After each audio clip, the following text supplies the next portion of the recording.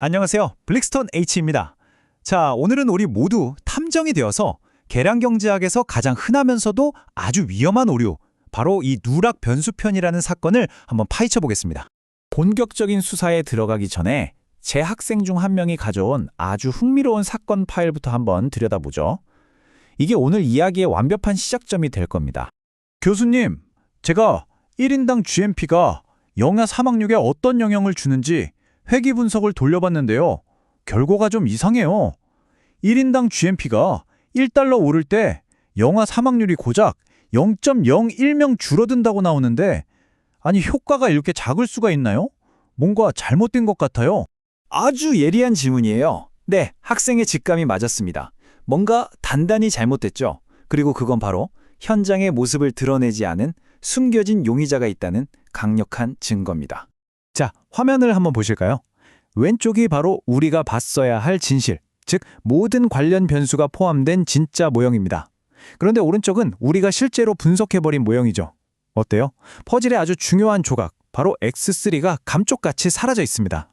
네, 이번 사건의 주요 용의자는 바로 여성 식자율입니다. 이 보이지 않는 용의자가 빠지는 바람에 우리의 분석이 어떻게 엉망이 되었는지 지금부터 한번 살펴보겠습니다. 자, 이 용의자의 범행 수법을 제대로 이해하려면 과학수사가 필요합니다. 즉, 이 편이라는 현상 뒤에 숨어있는 수학적 증거를 꼼꼼히 들여다봐야 한다는 말이죠. 바로 이 수식 하나가 사건의 모든 것을 말해주고 있습니다. 이게 바로 범행의 전말이죠. 자, 하나씩 분해해서 살펴볼까요?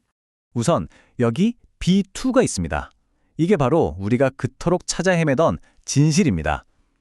다른 어떤 것에도 오염되지 않은 GMP가 영아 사망률에 미치는 순수한 효과, 바로 그 자체죠.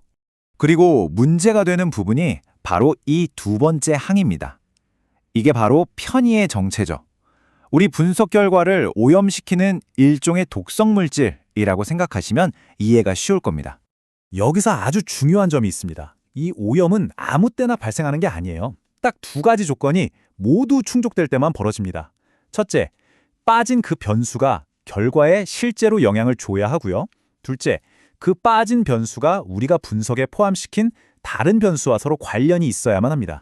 자, 이제 이론은 충분히 봤으니 다시 현장으로 돌아가 보죠. 이 이론을 우리 사건에 직접 적용해서 용의자를 제대로 수사선상에 올렸을 때 결과가 얼마나 극적으로 바뀌는지 한번 확인해 보겠습니다. 기억나시죠? 이게 바로 우리가 처음 잘못된 분석에서 얻었던 편향되고 완전히 우리를 속였던 그 숫자 마이너스 0.0114입니다.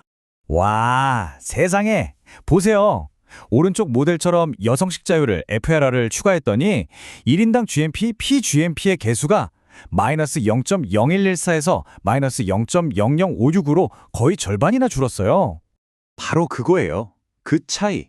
그게 바로 누락 변수 편의가 저지른 범죄의 크기였던 겁니다.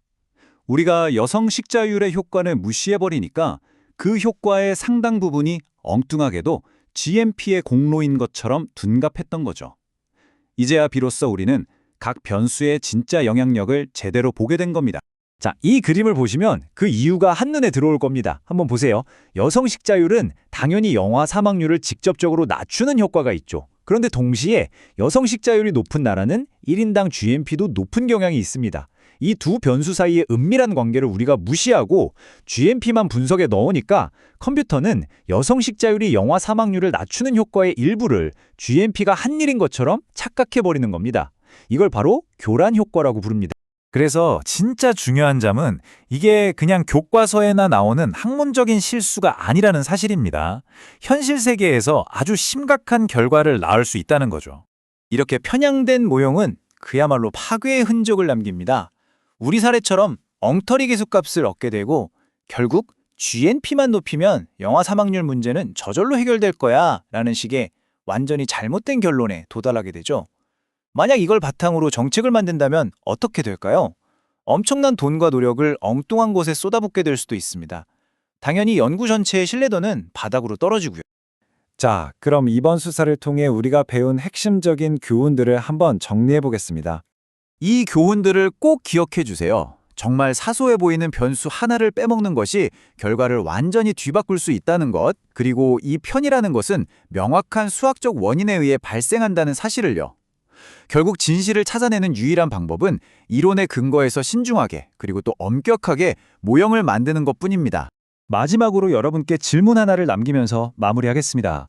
우리가 평소에 이건 당연히 이렇지라고 생각했던 수많은 관계들을 한번 떠올려 보세요. 어쩌면 그 이야기의 배경에는 오늘 우리가 찾아낸 용의자처럼 조용히 숨어서 전체 이야기를 왜곡하고 있는 또 다른 보이지 않는 용의자가 있지는 않을까요?